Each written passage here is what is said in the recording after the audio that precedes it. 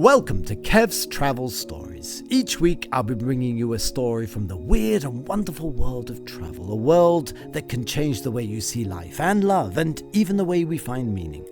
Places that are iconic and sometimes surprising and even terrifying. So sit back and enjoy while we go on a magical mystery tour together.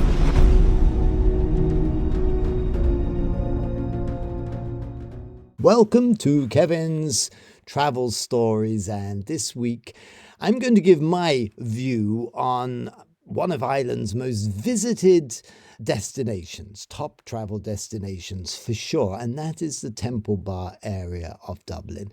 Now, this is a very controversial area. I arrived in Dublin 40 years ago and Temple Bar was run down. It was really sort of rat infested. The buildings were empty, that it was going to be turned into a bus depot. So it's like taking the very heart of Dublin, knocking down the old buildings and putting up a bus depot. Now, there was a politician called Charles Haughey who, for all his faults, made sure that a law was passed that turned Temple Bar into a cultural centre.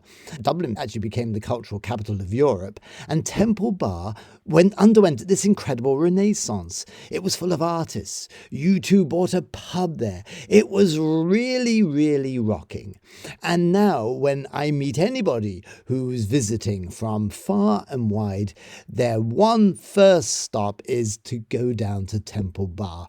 Or alternatively, they ask me the question, is Temple Bar worth a visit? So I'm going to give you my honest opinion. And I think it has to be a balanced opinion, because as you get older, you can become a bit stick in the mud, and I don't want to become like that.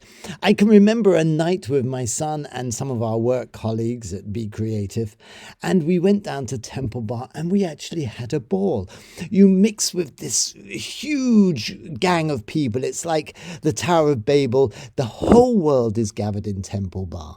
So when you go down there and visit Dublin, it's a small enclave, and you will find pubs there. You will hear the sound of Irish music. A bit of it is sort of Irish paddy whacker. It will be the music. You do get some very good traditional music as well, but there is this sort of vibe. It's really appealing to the tourists. Let's just be quite frank about this. Temple Bar, it's very rare that you'll get Dubliners going to Temple Bar. They are usually bringing people, either friends from abroad or friends from the north or friends from the country, and you will be guaranteed a great time. You go to some iconic pubs like the Temple Bar, the aforementioned place, and there you will find really great music. You'll find a very good pint of Guinness. You'll find some Irish stew, and Temple Bar has this reputation on social media for charging enormous amounts. As you may remember, there was this viral receipt for one round of drinks, which was way north of €100 or $100 for a small round of drinks. But you're paying for your entertainment. And I suppose the other thing about Temple Bar, Charlie Haughey wanted it to have a cultural context. So you have these incredible places like the Ark, Meeting House Square, and the IFI, the Irish Film Institute. And this was an iconic building that was transformed into 3 different cinemas, all showing the very latest and independent and not easily seen movies. And it was, in the 90s, a really fantastic place to go. Now, I suppose I have to say, as I look from the year 225 onwards, Temple Bar has sort of lost the cultural edge. That has definitely gone. If you look at 2 institutions there, the IFI, the Irish Film Institute, it used to be full of young people, filmmakers. It used to be rocking. It's now very staid and quite empty. If you go down to Meeting House Square, which was developed by one of my very best friends, Paul McGlade, he had a great bar there. He was going to turn this square into a real rocking place.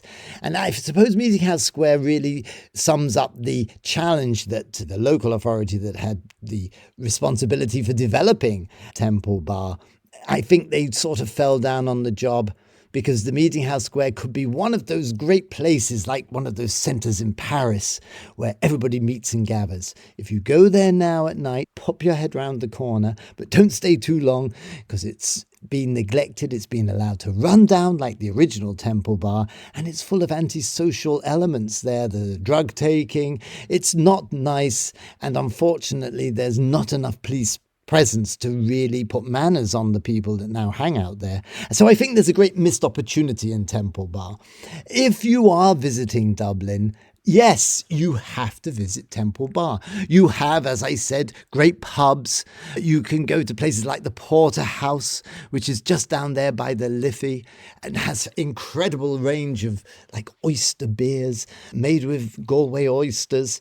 There are some places that do sell food that has an Irish sort of flavour to it, but really it's sort of fast food joints now.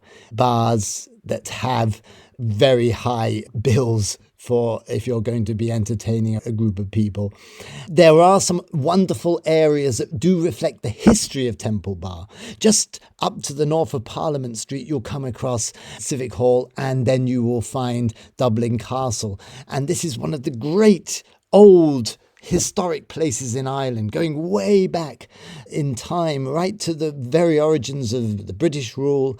But it's also reflected the greatness of the Irish modern society. It was here that the first gay marriage law was passed, one of the first in Europe. And I remember going up there to report on it and seeing this incredible rainbow collection of folk who were so delighted. And our Taoiseach also was a gay man, Leo Varadkar. And there was this sense in the air that, yes, this was happening. And this was actually part of the Temple Bar experience. And a couple of the pubs like the George have really, again, a global reputation, and they are sort of on the periphery of Temple Bar, and they're part of this Irish grasp of inclusivity. So when you do go to Temple Bar, you will find that the whole world is gathered there. I think that's brilliant. You will find every sort and kind, age group, and they are all there to enjoy that spirit of Ireland, that spirit of generosity, that spirit of reaching out your hand and saying, come in and have a drink.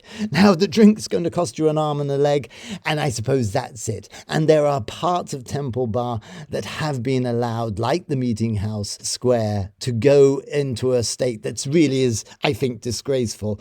And I feel for my friend Paul McGlade, who did so much to try to bring it back up, but it was allowed to slip into neglect. And that's pretty unforgivable.